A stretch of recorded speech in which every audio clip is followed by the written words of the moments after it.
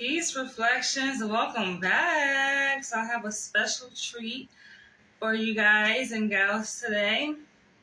I'm actually going to delve into my book, Dying to Submit. I'm going to read and react to this story that I wrote almost 10 years ago. Wow, it's been almost 10 years. Actually, I wrote the book back in 2014. It's not finalized, but I'm going to read you guys a tantalizing excerpt from this story that I deem to be very passionate. It is actually published on my website. So I'm going to be reading from my website. Some of y'all already read it and you responded and you commented on my blog on my website. Some of y'all have not. You have not read it. So you guys are in for a nice treat today. I'm going to jump right into it.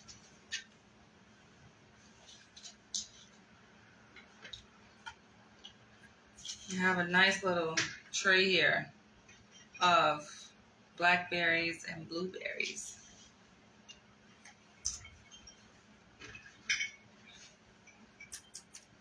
I also wanted to say that I noticed some of y'all are actually in the wrong spot. For those white cuckold men that have stumbled across my channel because I talk about cuckolding from my perspective. I delve deep into the topic of cuckolding on some of my videos, and from that, I think many of you have become mistaken to assume that I myself am into that lifestyle, and I'm not, okay? I'm not. BDSM is my thing. I think I make that very, very clear. Like when you guys first click on my fan page on Facebook, you guys see that I post there's a book cover, right? I'm typing in my website, so for you guys who have not had a chance to get a taste of this story, it is on my website at danielleleash.com. Actually, where you guys will be able to see a cover, the book cover for this book that I'm reading from, Dying to Submit, is posted on my Facebook page, right? But I get it. I know you guys probably look at me and like, oh, she can make a good dominatrix. But no, guys, I'm actually a submissive. So I know that's a bummer for a lot of the cuckold men that come to my page. And even so, like, let's say I was into the lifestyle of cuckolding. I'm not really interested in white men. That's not my thing. I am a Pan-African through and through, okay? I make that clear. Hello. But I know a lot of things can get kind of convoluted and you guys sometimes get a bit confused. So I understand. All right. Let's jump right on in.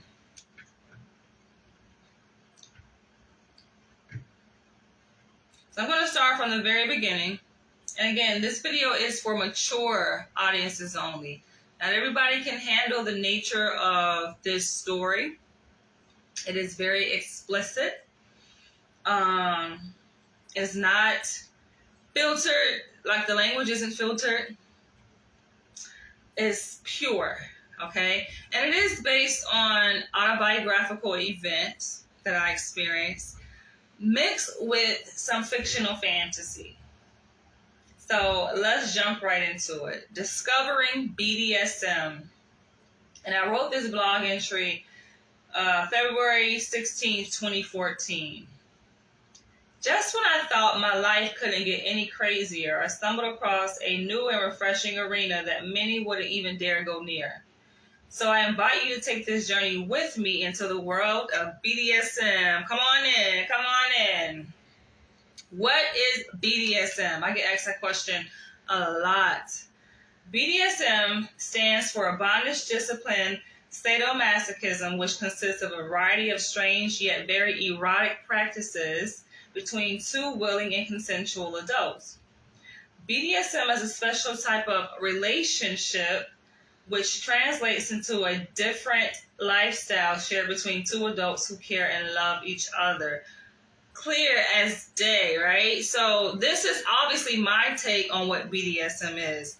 I take it to be very sacred, very sensual, something that I cherish, something that I value. I don't carry it very lightly. I don't think it's something that should just be indiscriminately tossed around or shared with just anybody, right? For me, it's something that is very important and very sacred, to say the least.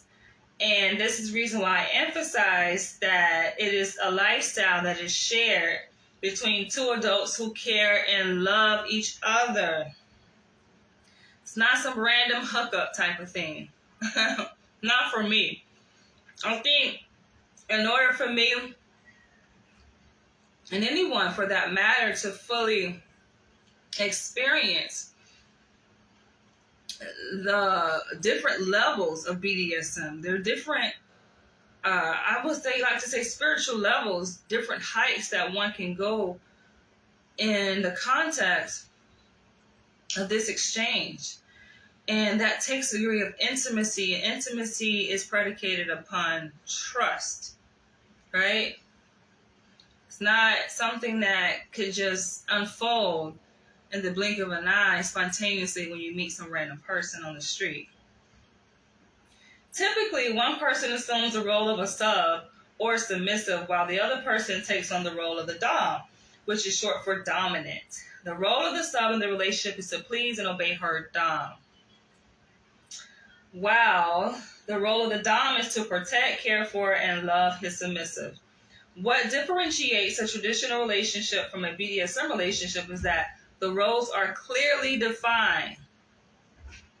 A lot of people enter into relationships and there's some confusion about who takes on the more of the dominant role. I think in organic relationships that kind of happen naturally, it's assumed, it's kind of apparent, like who has the upper hand, who is the more dominant person, and usually the more dominant person kind of guides the decision in the relationship, right?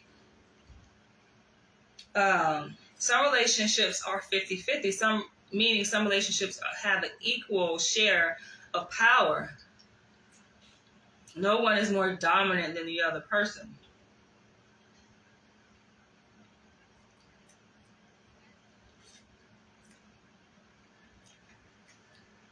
And a set of rules are established in the form of a contract. Discipline, punishment, and rewards are essential to maintaining the dynamic of this type of relationship.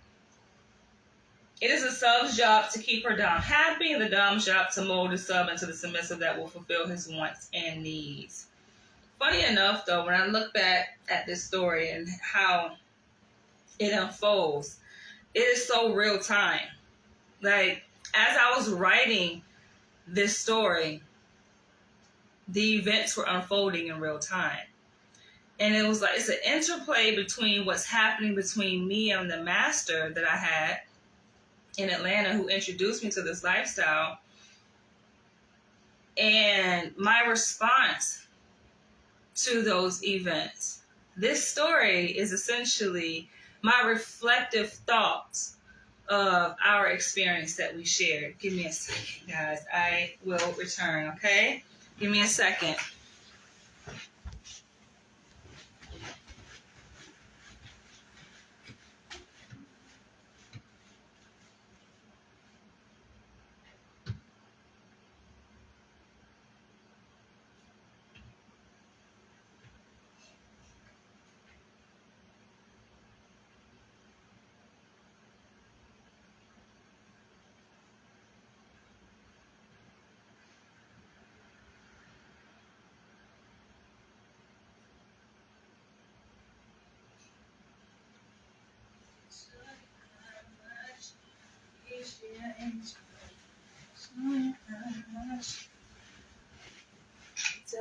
it to me. Enjoy how much. All right, let's continue. So knowing that backdrop of this story, how it was organically created in response to real live events, kind of sets the context for you guys to understand how these things unfold. All right. And so this is an introduction to the actual story that we're about to get into, right? And the reason why this introduction is written in the way it is because it was a response to a question that was asked by my dom, or my master, I would say at the time. I call him a master because he has mastered the art of domination. Oh my gosh. All right. So he posed a question for me to share what my understanding of domination is, right? And submission. What my understanding of the dynamic between dominance and submission, what is it, right? So voila, right? That's what I read. I think it was also his way of ushering me into this world that was only a figment of my imagination. This was only a fantasy at the time when I had met him. And he wanted to make sure, I think, that I was prepared for what was to come. All right? Are you guys prepared? I hope you are. So how did I get here? The world of BDSM has always been of interest to me. I was a submissive long before I knew what the term really meant. Now I'm coming to accept that part of who I am. And it's not so easy being yourself in a world that forces you to be something else. But I made a vow to myself to be true to who I am without regard for who likes it or not. And funny enough, like, I wrote this back in 2014. So we are in 2023. In 2016, I moved to Los Angeles from New York to start my doctoral studies, right, in clinical psychology. And it's funny how I envisioned the opposition that I would receive from people in academia, specifically my professors, my colleagues, like other classmates in the program, administration. I got a lot of pushback. Like, I stepped into this program, right, with much enthusiasm to become a researcher, to become a clinician, to excel to the highest heights of my field, right? And I'm met with so much adversary, okay? Or adversary, right? And it was just repulsive to me. And for me, I think it even motivated me. Like, it more solidified who I am. Because it's like the more pushback I receive, the more adversity I receive, the more I knew that this is the path, this is who I am, and the more I embrace who I am. That's just how things work, right? So it's not like they could change who I am. Now, talk about just my experience being a submissive and how I actually participated in psychotherapy as a requirement for the PhD program, as with many other students are also required. It's just a basic requirement of the program that we are required to see a psychologist in order to become one. And so even my psychoanalyst, like, she was challenging me. So I'll talk about that experience too as well. But let's get into this. My motivation for letting go and living freely has become bigger than my fears. So here I am. I invite you to take this journey with me. So the way I have it set up is that I have writings in the form of blog entries that are posted to my website because, like I said, I was writing this story in real time here, day by day. So as I posted these blog entries, these are the events that are unfolding each day. But I have to emphasize that it's sprinkled with a bit of fictional fantasy, which I can't tell you guys at which point. So there's a certain point in this story where it becomes fictional fantasy. Well, I would have to say multiple points that this story becomes fictional fantasy, but I can't say. All right, so we will continue. My first spanking. Today was one of those days I've dreaded, but I have come to appreciate. I received my first spanking, and it was nothing like I thought it would be. So here goes. When I reached the library, my eyes scanned the parking lot to see if he had arrived. The last message I received from him said, "Be there in 5 minutes." 3 minutes had already elapsed from the time the message was sent, so I had only 2 minutes to get there. My heart was pounding while my stomach danced in anticipation of what was about to come. When I got off the train, I began speed walking. Had I been moving any faster, I would have been running. When I got inside the library, I went straight to the water fountain. Perhaps some water would help ease the inexorable, Perhaps the water would ease the inexorable feeling that ran through my body. I get excited sometimes even just thinking about submitting. Is this real for me? This is a real fetish. This is a real thing for me, okay? So even just thinking about, even reading this story, like my mouth is watering. All right, so perhaps some water would ease the inexorable feeling that ran through my body. At least this is what I thought. After taking in a few slurps, I took a beeline for the ladies' room just to discover that the door was locked. I sighed, with the thought resting in the back of my mind that I'm a big girl, so I can handle this. I found some comfort tucking myself away behind one of the aisles. I took a deep breath. Then I dialed his number. I knew he was inside the library, I just didn't know where. I took a few steps away from the bookshelf. I could no longer hide.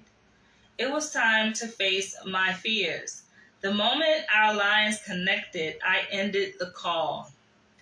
There he was, sitting tall at a table in the back of the library. His eyes caught mine and demanded my company. The little girl in me answered to the call. Although my mind and heart were ready and willing, it took every fiber and bone in my body to make that walk towards him. I remember it, y'all. I remember this. Okay. Let's keep reading. But I crossed over the threshold, stopping just a few inches away from him. Even though he was sitting and I was standing, I could feel his power emanating all over me from his 6'6" frame, sitting squarely in the wooden chair. I stood there looking down at him, but it felt like I was looking up at God on Judgment Day. The energy between us, indescribable. I greeted him with a big smile, while my pleasure spot sat patiently in my pink panties, pleading for some attention. "Sit down," he instructed. Fear gripped me like never before, but the woman in me needed the strong and gentle touch of a dominant man. Without hesitation, my tender behind kissed the empty chair sitting across from my dom. This was only the beginning. If I couldn't get past this first spanking, how would I ever survive the world of BDSM? After all, no one put a gun to my head and made me choose this lifestyle. It was my own curiosity and desire to live a long-awaited fantasy that brought me to this unforgettable day. So, funny enough, like, this story is a love story in so many ways, right? Because it's a love story if just you were to read it, like, as an observer from an objective standpoint of view, right? But it's also a love story between, like I said, it's a live, in vivo interplay between myself and my master. So these events are unfolding and I'm writing in response to each day that we are in each other's presence. He's reading and I'm writing. We're experiencing, we're co-creating, and then I'm writing. Love story. All right, let's keep reading.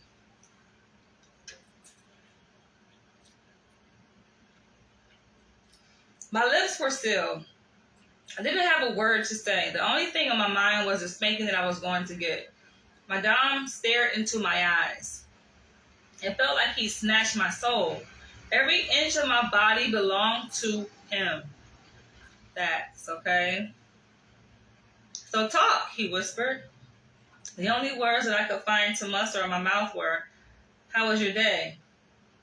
He smiled. He had this grimacing smile. Ugh. All right. It was good. A complete silence filled the air. I could feel my center getting moist. My stomach churned with fear. Why was I so afraid? "So what's up?" he asked without breaking eye contact. "I'm hot," I pleaded. "Can we go outside?"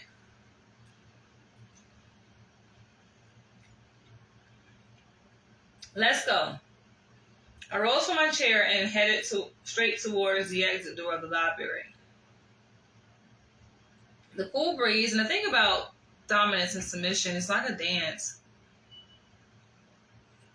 And I would test him to see, how he would respond and how safe I was with him.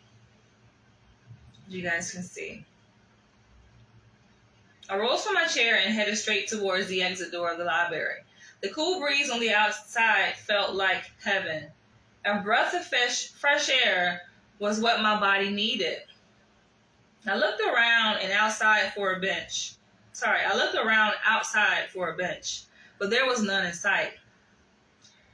"Where are we going? There's nowhere to sit out here," I hinted. My dom took a seat on the curb. Not the idea I had in mind, but I joined him without hesitation. All right. Yes, can handle this.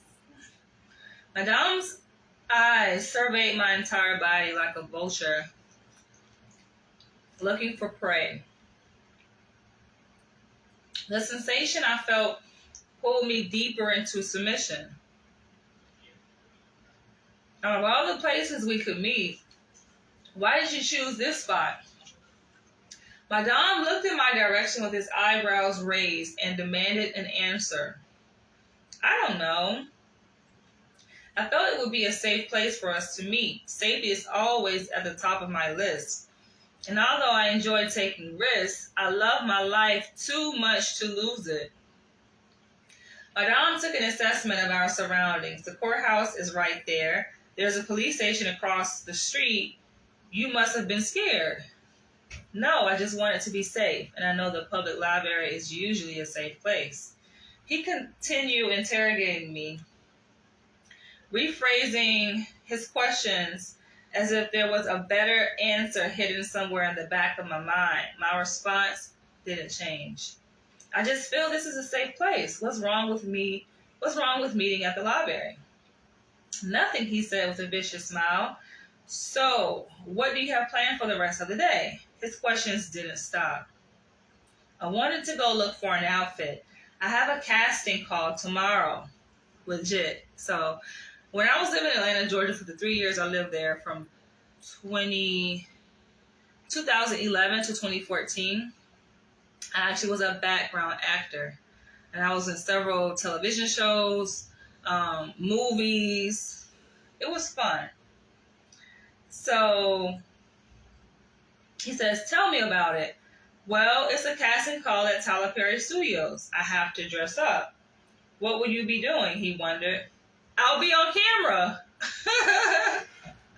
Yo, this is so me, right? And I'm still like the same way. The way I answer questions, the way I interact and I exchange, sometimes people can just be like, ugh. All right. "Doing what?" he continued. "I'll be meeting the cast of one of Tyler Perry's shows." "What's the name of the show?" He shot me a look as if I had something to hide. I didn't. Deep within, I wanted him to know every single detail of my life, but I couldn't, at least not at that very moment. I don't remember. And this is true. I did not remember the name of the show. He shook his head in disbelief. It brought a smile to my face because I really didn't remember the name of the show. I didn't. I didn't. Like, my inbox would just be loaded with invites for casting calls, and it's a lot to keep up with. Like, I don't remember. Are you prepared, he asked. My mind racing, unsure if he was referring to the spanking I was about to receive or my casting call. I peeked up at him and mumbled, "Prepare for what?"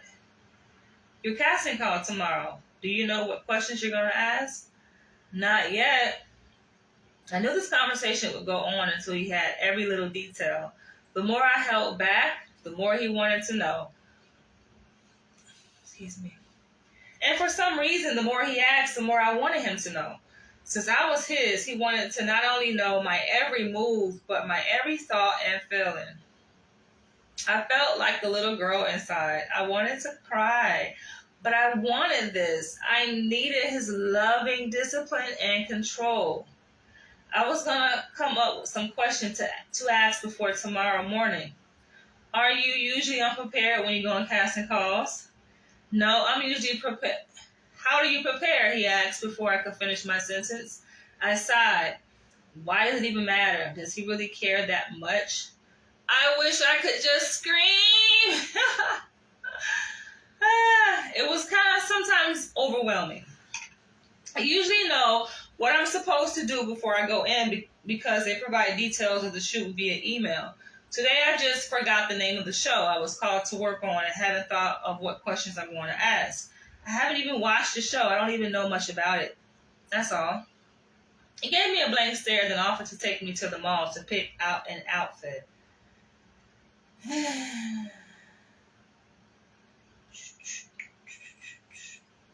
We pulled up into the parking lot of Lenox Square Mall, and my heart was pumping at what felt like 1,000 beats per minute.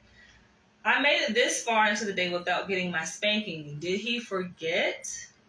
He pulled his truck into a parking space and shoved the gear in park. Then he looked over at me, feeling his impending wrath. I avoided making eye contact with him and glanced outside my window. What store are you going to? I don't know. I panted for some air. You're going to go walk around the entire mall, aren't you? Yes. I went giggling like a little girl. Okay, get out. I opened the door and jumped out. When I got off his truck, I noticed that he was still inside. Come here. He held a stern look on his face, but still maintained his squirmish smile. I came quickly to his call. When I reached the driver's side of his truck, he was still sitting inside, but now facing my direction with his door swung open. A 2-foot distance separated us. Then an eerie feeling grew from inside of me. Come right here. His command sent a warm, tingling sensation through the center of my body. My mind was speed racing, but I did as I was told. Now turn around. Oh my freaking gosh, this cannot be happening. Was he really about to give me my punishment in broad daylight at a densely populated mall where hundreds of people walking and driving by could see? My heart dropped down to my knees. Am I about to get punished? He shook his head with a wicked smile. Now bend over. Please, I don't want to get punished here. This is so embarrassing. But you knew it was coming. But I expect it to be here in broad daylight where everyone can see. Everyone won't see you get spanked, just a few people. I looked around and what I saw was the exact opposite. There are hundreds of people, including a police officer parked adjacent to where we are, and several chauffeurs sitting in parked black sedans and limousines. As much as I wanted to walk away, I stood there and took it like a big girl. Now turn around and bend over. His hand gripped my tender bottom. I whimpered. No! Showing no mercy, he slapped my ass and I jumped and turned away from him. He pulled me back in. Come here. I inched toward him slowly. Now turn around. Okay, I whined, but my body didn't move an inch. Fear paralyzed me. Covering it up with a phony smile, I took a deep breath and moved my body closer to my dom. Come here and bend over. My eyes took a glimpse of the parking lot. Nothing had changed except the policeman who was parked adjacent to us was now standing outside of his car. You're going to do this right in front of the police? He isn't watching us. He won't see it. But I felt different. It felt like everybody was watching. I felt so embarrassed, but I needed this. I liked the way it made me feel. He had only smacked my behind once, and my panties were already soaked. I like that this story is a quick, easy read. The way I wrote it. Bend over, he whispered gently into my ear. My body grew weak. I could no longer fight the feeling. I leaned over his leg and took it like a woman. Wham! His firm hand met my backside for the second time. Ouch! I cried and pulled away. My dom showed no mercy. Bringing me deeper into submission, he delivered another strike up against my bottom that took me back to why I was being spanked in the first place. It was several weeks ago when I came down with a little bitty cold. I didn't even have a runny nose, just some minor head congestion, but nothing major to be worried about. Since he put me on a daily schedule, there are certain times I must check in, and at every check-in, he usually wants to know what I'm doing. But that day, I was going to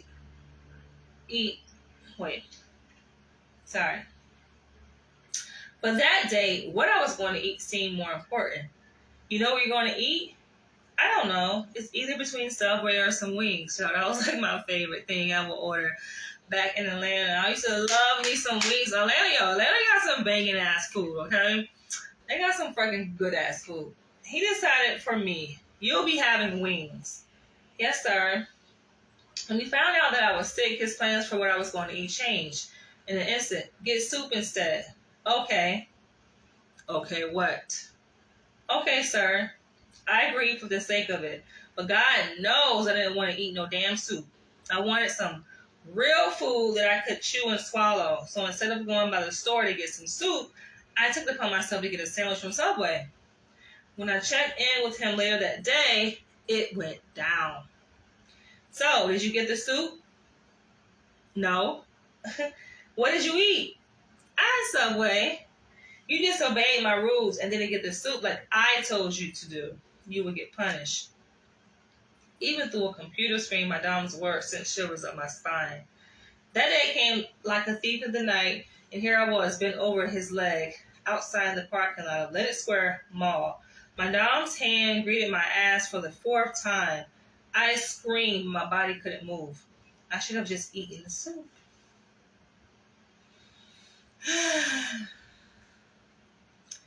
But I did this on purpose because obviously I get turned on by spankings. By the time my last smack came, my mind had traveled to another world. As I lay there across his knee while he spanked my soft behind, I couldn't help but let go and allow him to have his way. It stung for a while, but I knew it served a purpose bigger than me. I got up from my spanking with my panties soaking wet. Somewhere between the first and last spank, the feeling of shame had escaped me. I no longer cared if anyone was watching. I only wanted to please my dom. I turned around and looked into his eyes. My face was covered in desperation. He planted a soothing kiss on my forehead while gripping a handful of my throbbing ass. Now, go into the mall and get your outfit. I took a few steps, then looked back and waited for my dom to join me. He was still sitting in the driver's seat of his truck. You're not coming inside? I asked my dom, hoping he'd say yes. And I remember someone commented in response to one of my blog entries here, and a guy said, why do you keep referencing him as my dom? My dom. Because he was my dom. But I also wanted to protect his identity, right? And I didn't really want to give him a pseudo name. I just like that. And granted, you guys remember, this is my very first experience. in the role of BDSM. So I think I was just happy. He'd be like, my dom, my dom. All right. He planted a soothing kiss on my forehead while gripping a handful of my throbbing ass. Now go into the mall and get your outfit. I took a few steps, then looked back and waited for my dom to join me. He was still sitting in the driver's seat of his truck. You're not coming inside? Asked my dom, hoping he'd say yes. I'm coming. Now go ahead. I walked away from his truck, headed in the direction of Macy's. Woo! Although my body desired my dom to be right there beside me, I needed that distance to regroup and pull myself back together. With the fountain of juices bursting out of my treasure box and my hands and legs trembling uncontrollably, it's a miracle that I made it inside safely.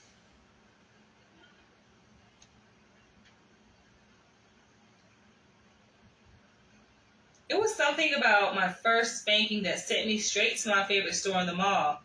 I didn't even bother window shopping, and that's completely unlike me. I love to window shop. I actually went shopping, not window shopping, but I went shopping yesterday. From the tone of my dom's voice, I didn't have that much time in the mall anyway. 30 minutes is all the time it took for me to reach my store, pick out an outfit, and try it on. It fit my slender frame perfectly. Leaving out of the dressing room, I peered at my phone and there were 2 unread messages. I opened the first message and took a deep breath, then started reading. Where are you?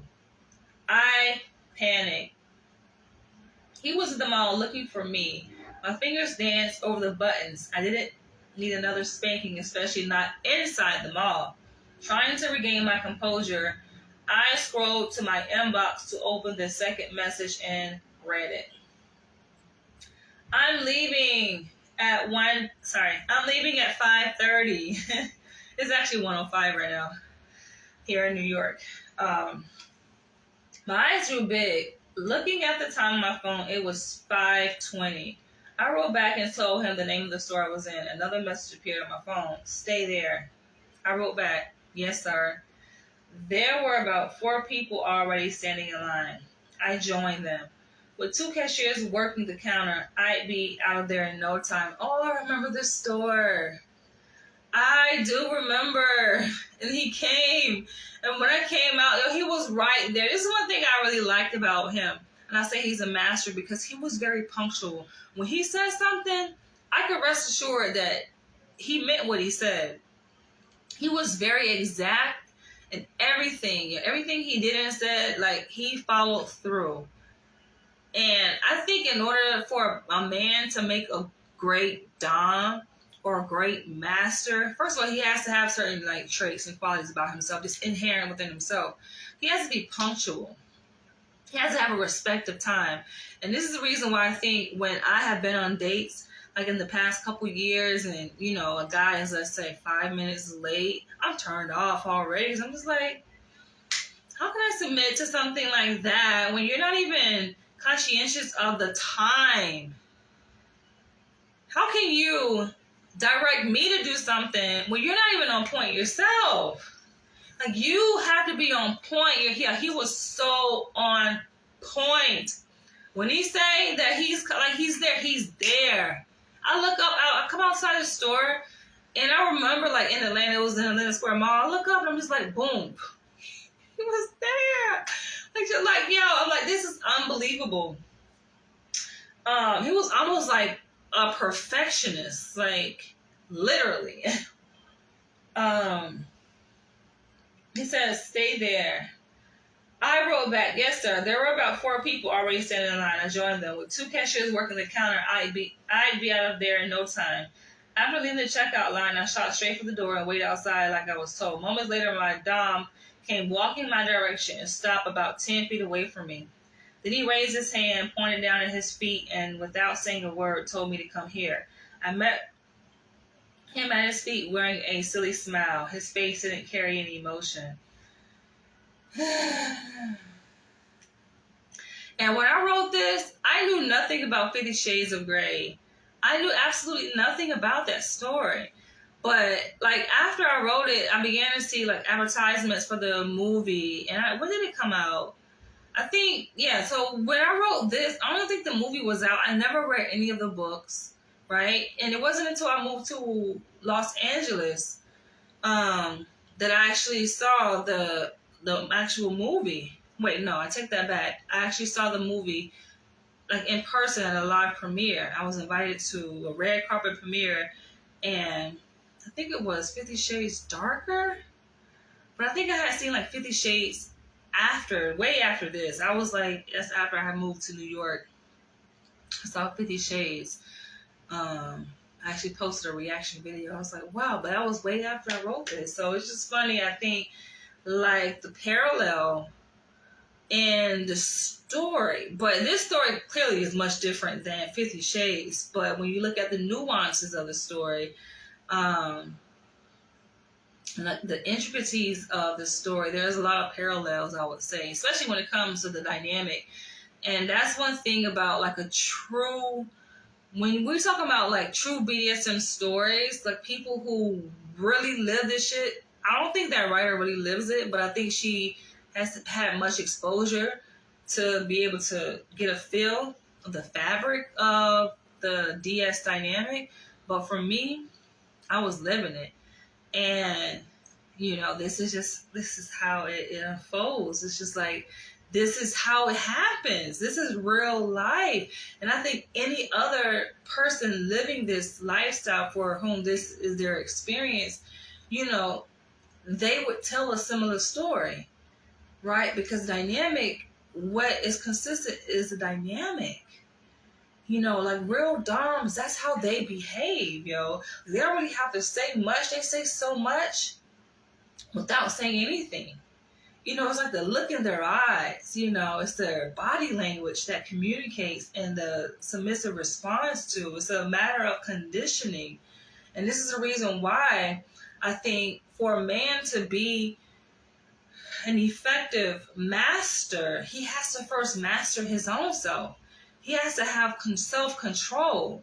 When I come across men that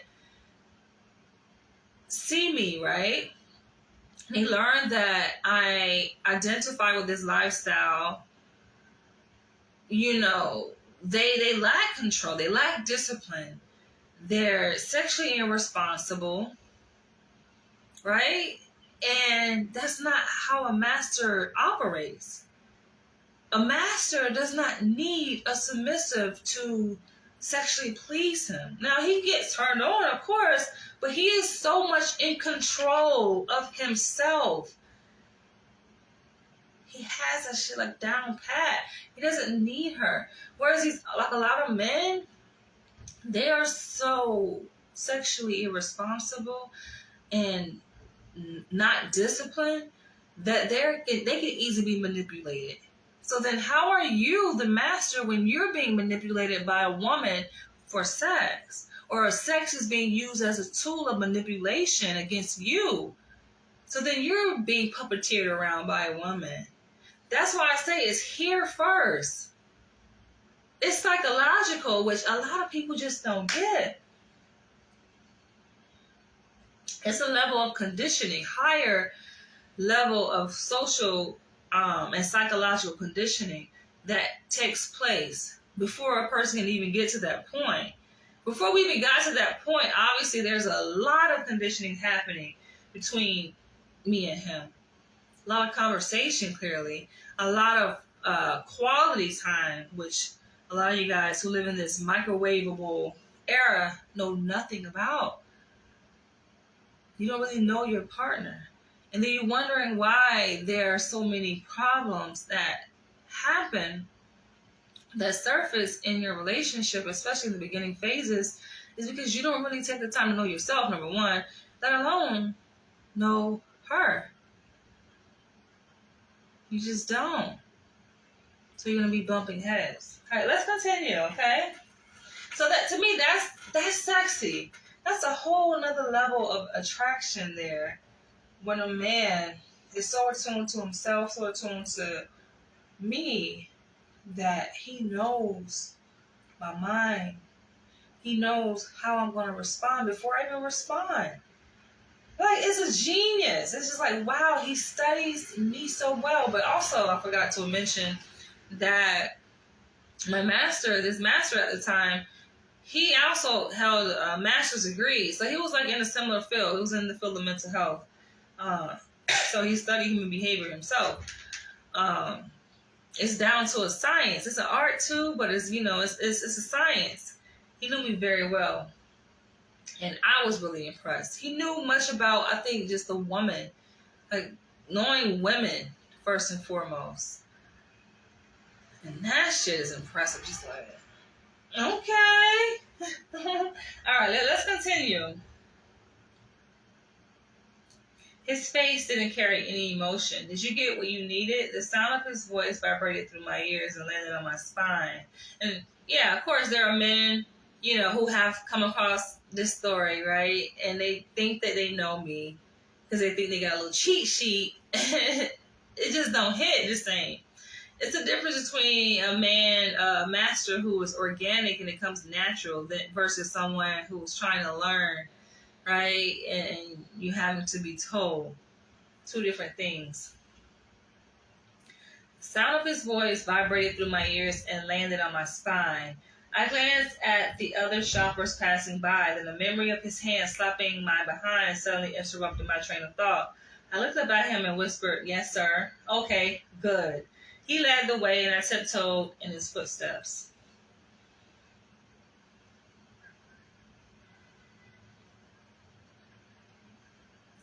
The 15-minute ride home was petrifying, but I enjoyed every minute of it. What turned me on the most is that I didn't know what to expect.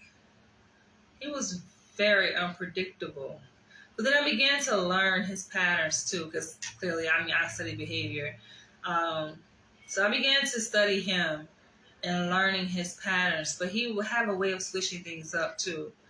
So I couldn't quite put my finger on him.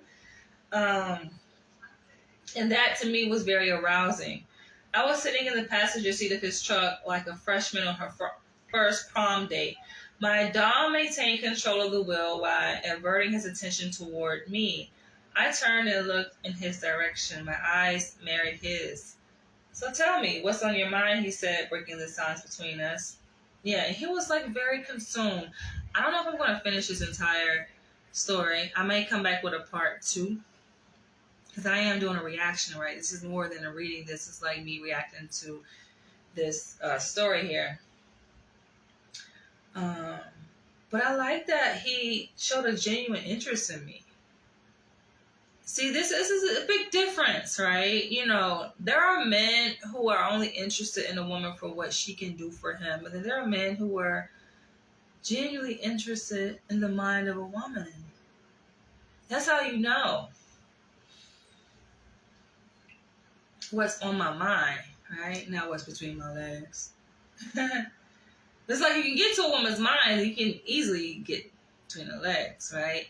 I think that men who know women know that much, and they operate from that paradigm. I'm just trying to take everything in. This whole situation feels so weird to me. So this is the reason why I can kind of reflect back. And this is like 9 years ago, and I still reference this experience. There have been men that I've met, I've encountered since this, and I don't even remember their name. I don't remember really anything about them. They are completely wiped out of my memory. But this experience was so impactful for many different reasons. It was like, when we were in each other's presence, right, and things were unfolding, it's like I was going through a whole transformation, metaphysical transformation. Like I knew, like this was something I had never experienced before. And I think it's difficult for men who may present themselves as being dominant to even compare to this. Granted, there's nothing like the first experience, right? But I would have to say, like, I think if there was a true dominant man, like he could make me blush like I blushed in this situation. But yeah, when I say like everything just felt so weird, I'm just like, damn, is this a dream? That's all I felt. I was just like, and I think that's very difficult for any man to put me, because I'm such a sophisticated woman. I'm always thinking 10 steps ahead. Very few men, if any, I'll have to say, like I'm just being very frank, can really outsmart me. So with that, yeah, you can't really woo me. There aren't too many men that can woo me, because I'm just like, But I look at them as like beneath me in a way, you know. I look at them as like not on my level, because of their lack of intelligence, because of their lack of attunement, you know, their lack of self-discipline. Yeah, their lack of conscientiousness. It's just, I'm not impressed at all by most men. So for this particular man, and granted, like, yeah, this is what, 9 years ago. So 9 years ago, I'll be 40 actually in a couple of months. 9 years ago, I was what, 31? Granted, you know, your girl was in her early 30s, but still, I've always been me, right? I've always been who I am. Very wise, very intelligent. And he got me, yo. I was like, God damn, he's good. You got to be good. You really got to be a really, really fine-tuned man to capture me, right? And he had me in that position. Like, he had me in that position. It's like, wow, this whole situation feels so weird to me. Well, it's gonna feel weird, but you'll get used to it. My Dom pressed the brake to come to a complete stop. For the 60 seconds we sat at the red light, my Dom began laying out more rules for me to follow. You know, you're gonna have to start ending all of your sentences with sir. But I do, I said obnoxiously. You don't, he argued. Like, he held me accountable, but in a very respectful way. He was very balanced. You know, he was more so, granted, he was a master, but he was like a daddy Dom. And daddy Doms, they have a way of nurturing and attending to a woman and meeting her where she is on a cognitive, psycho-spiritual, developmental level, right? I'm just like, damn. He know me. Right? He saw through any facade that I may have put up. He saw my soul. He spoke to my soul and the very needs that I held within. I was just like, that's why I just... Could he do that now? I don't know. I doubt it. He probably couldn't do that now. I don't know if he would have the same effect on me this day if I was to see him today. I doubt it. He would have to be much more advanced, just I put it that way, because of course I have advanced over the past 9 years, so he would definitely have to be much more advanced to meet me where I am in this position. None of you guys can, clearly. I don't even expect you guys to, but y'all be trying. I'm like, nah, bruh. Nah, don't even try it.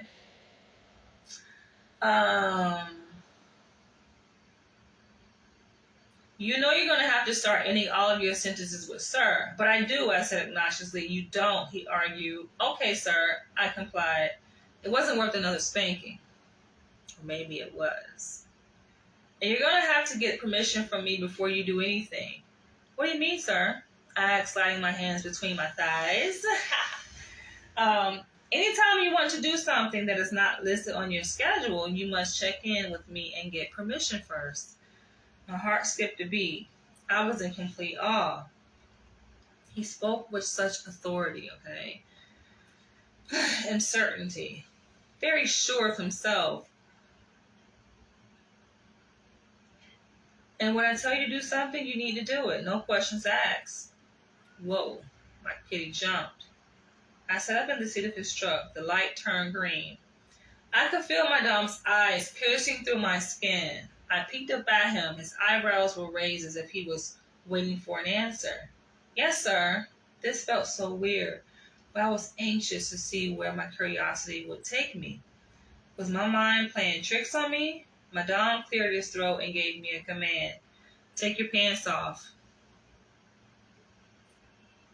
Now, yes, and play with your pussy.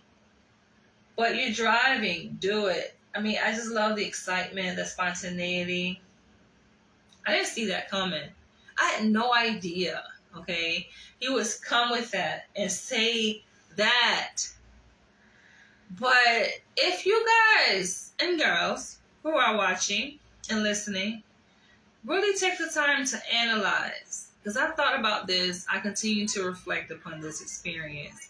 It's like he understood the power of exchange. Not just the power exchange, but the basic law of nature of give and take. He knew that I like to be dominated, not just sexually, psychologically. So understand the series of events and how it unfolds, going back to what I just read. What did he instruct me to do? The things that he articulated while driving, before he asked me to take my pants off, asserted a degree of dominance and me adhering to the schedule, right? Me getting permission to break away from the schedule. That shit was turning me on, right? Me having to say, sir, establishing authority. A true submissive. That turns us on. People don't get it. It's like, even I've shared, like, if I'm telling you, and then I'm giving you a cheat sheet, like, I get turned on from domination. Men automatically think, okay, being rough and choking a woman. No. It's psychological. You don't have to even touch a woman to turn her on. This is what I've been talking about in my other videos. I was like, it takes a very sophisticated man to be able to turn a woman on without even touching her physically. And he did just that. Not only while we were in the presence of each other, but he did this over the phone. I'm just like, God damn it, he knew, and just the delivery and the way he spoke, the way he was very sure of himself. Now, not to say every single thing he directed or everything that he commanded, I obliged and responded to. No. Most, I would say probably 98%, 99%, there was a little smidget of things that I kind of challenge. You guys probably will see here. Because that's just part of me, like me being me. I like to kind of give some pushback. I do that shit from time to time. But almost every dart he threw, it landed, baby. Bullseye.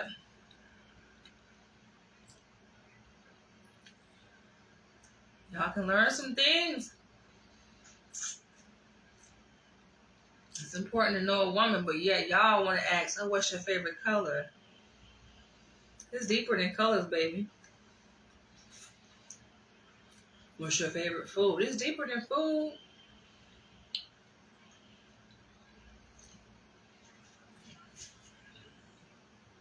My mind searched for an excuse not to do it, but I couldn't find one.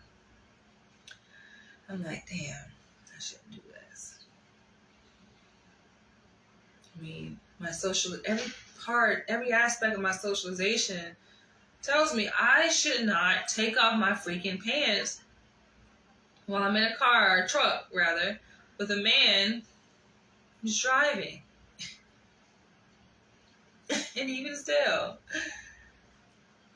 my need to be dominated was more powerful than anything that I've ever been taught about what I should or shouldn't do. That's the shit I be on, y'all. That's the shit right there.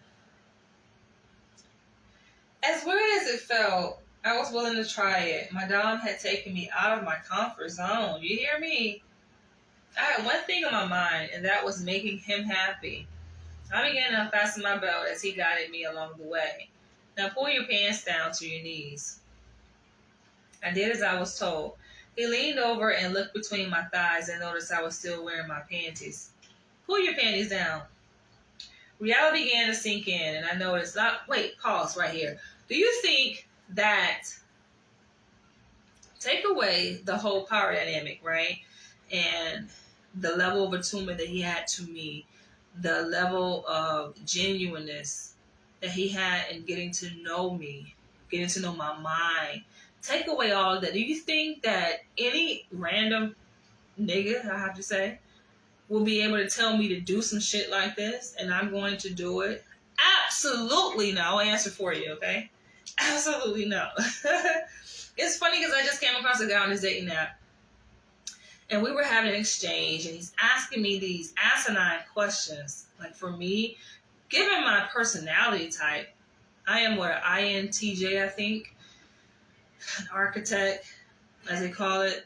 I don't really buy into those types of things, but looking at my my printout, and it says that I don't like small talk. That shit irks my nerve, okay? Like, I just don't like small talk questions. I'm like, get straight to the point. If only when men ask me questions like that, if they knew what was happening in my mind. They knew how I saw them. And I'll just say, you know what? I just would rather not answer that question. That's what I usually say. Like, I don't like small talk. But he'd be like, oh, what's your favorite restaurant? Like, it has nothing to do with nothing.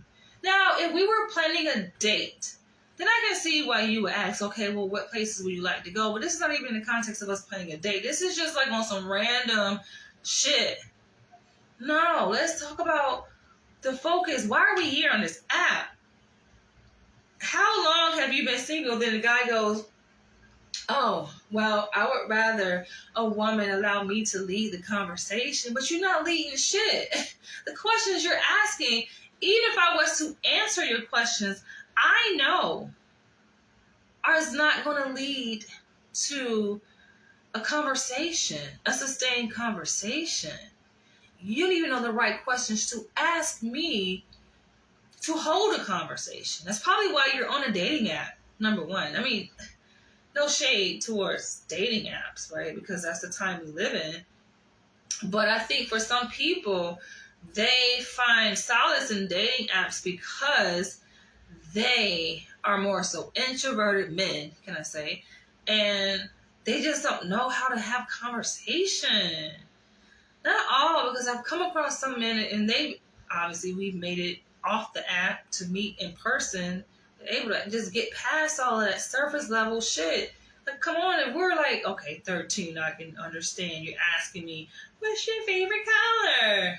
Kindergarten shit. But listen, I'm 39 years old. Come on, cut straight to the chase. Let's get to the point. Why are you here?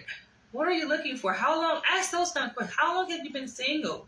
What was your last relationship like? Not that I'm going to have to answer in full detail. I control how I answer those questions. But it's just like it shows a level of it shows a degree of awareness, you know, a self-awareness so that you're not just spitting out automated questions, you know, like a robot. Reality began to sink in. I noticed all of the cars, trucks, and buses passing us by in traffic. Almost every street in Atlanta is busy. It's a busy street, and the one we were on was no different. We were 10 minutes away from my destination. I pulled my panties down to my knees.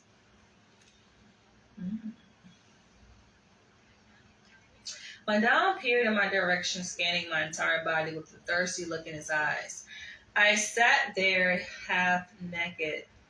And that's another thing. Like, even while we were driving, completely spontaneous, he directs me to do this. And I think it was more so a test. Not that he needed me to do this. Not that, he, it's like anything that he directed me to do that appeared to be sexual, it wasn't so much for his sexual needs. Because he, as a true dominant man, get off, it's about the power. It's really not about the sex.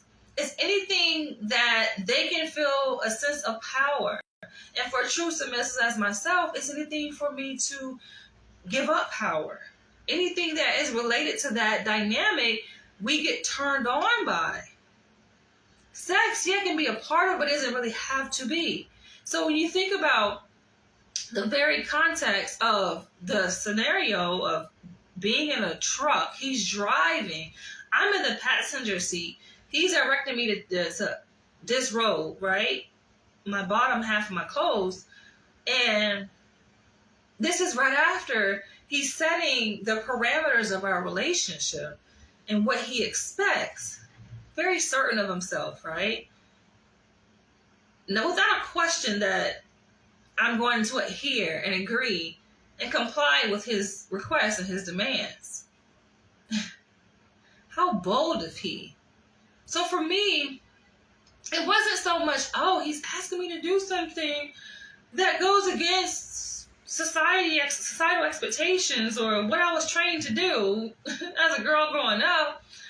It was more so me rewarding him for his boldness, his confidence in himself. And also, I was responding to my own need of being dominated psychologically and having those parameters set in place. And I think on his part, he was seeing, just testing the waters to see, is she going to listen? Because granted, he had just laid out the law of his land. And then he tells me to take off my pants. And then my panties is just like, it was a test to see, okay, is she really going to listen to me? Where does she stand? Or how much more work? And I love the fact that he was willing to put in the work too. Like, I think a lot of men, and it's like, they're not really dominant men. This ain't for you, bruh. You know why? Because you're getting frustrated. It did not one time frustrate him. If anything, it enthused him. My resistance, that times when I did resist, I gave him a little pushback. That tickled him even more.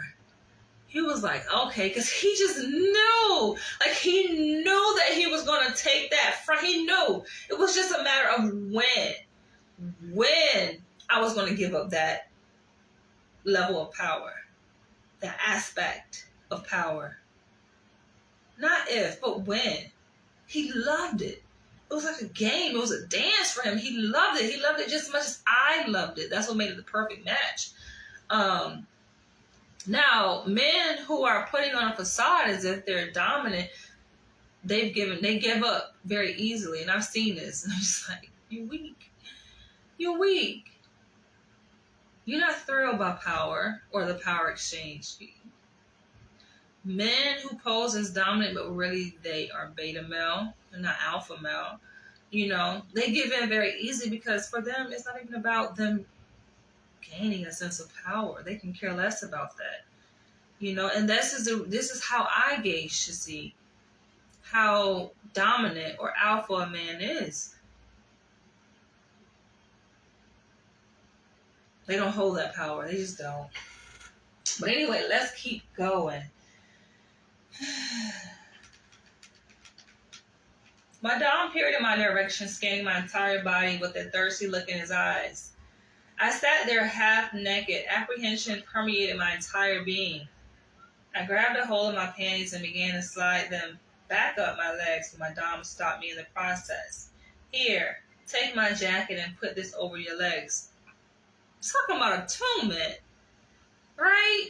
He knew that was going to make me feel uncomfortable.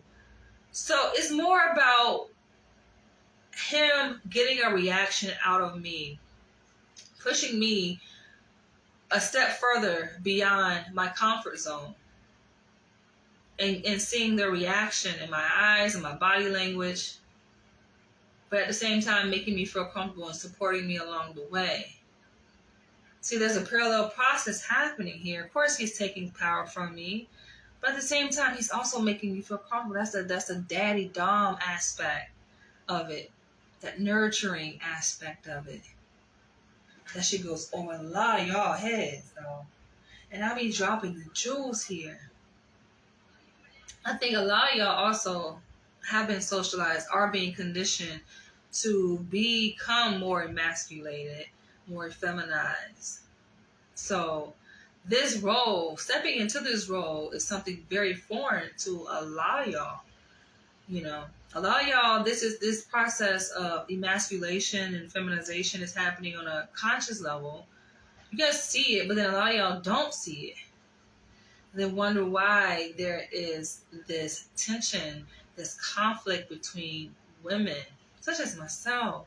Because inherently, I am a submissive. I am very, as they call it, old school. It's not really old school. It's just I'm a woman, you know. And this is a kind of dynamic that is very natural to me and what I respond to. Here, take my jacket and put this over your legs. He handed me his leather jacket and I laid it across my thighs. Feel better? Yes. That was me testing. Yes, what? Yes, sir. Good. Now spread your legs and play with your pussy. I did as I was told. My hand quickly made its way to my pleasure box. Don't stop until I tell you to. I played with my pussy until we were about a few blocks away from my house. I hadn't done it in a while, so I really didn't know what the hell I was doing. And when I say that even though, yes, I am a sexual being through and through, you know, there are times I go periods, very long periods, without having sex, without touching myself. I do this very deliberately, you know. It's like my spiritual cleansing, as one may say, or just coming back to the reset of who I am organically, you know. I do that, and I'm in that period now where it's been like over 2 years since I've had intercourse.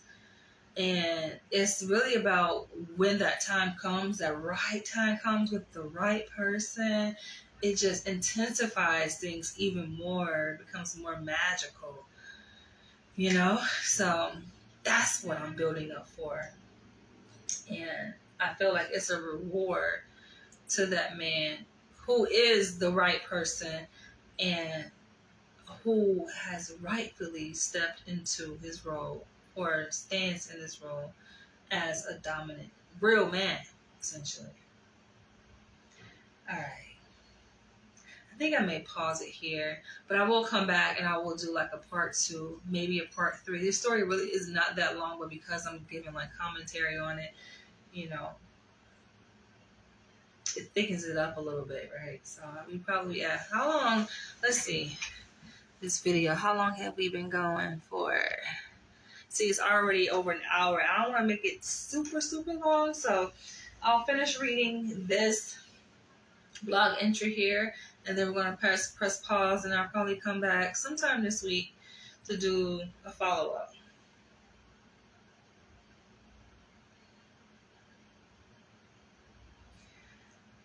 I really didn't know what the hell I was doing, but my fingers had a mind of their own and got the job done.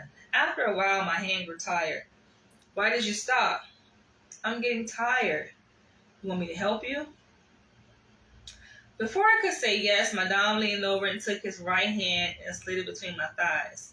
His left hand was still gripping the steering wheel. His fingers massaged my clit in a circular motion. My center grew even more moist. The speed of his fingers increased.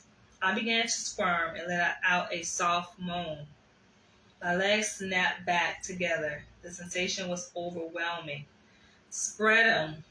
My legs parted slowly. My dom repositioned his hand and forced his finger deep inside my wet pussy. I whimpered. My thighs came together. He moved his finger deeper inside of me and had a field day. The more I screamed, the faster he went. You like that? A warm feeling swept through my body as I made eye contact with him. I'm about to come. His fingers operated like a machine. He knew just how to please me.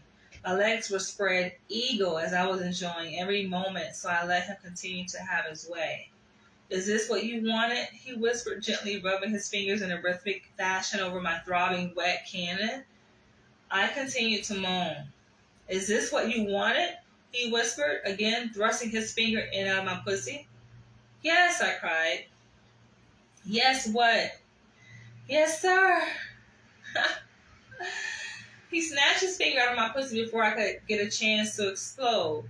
I straightened my back up in his seat and looked outside the window. We had finally reached our destination. I slid my panties and pants back over my waist and looked over at my dog. My eyes took a tour of his body. His dick was standing at salute. My body craved for more. He pressed a button from his driver's seat to unlock my door. My ass was glued to the seat of his truck. I didn't want to leave. He looked at me and smiled, saying, "Welcome to my world." Gosh. All right. So that concludes this session. I will follow up with a part 2. Drop your comments below. Let me know your thoughts. I'm curious.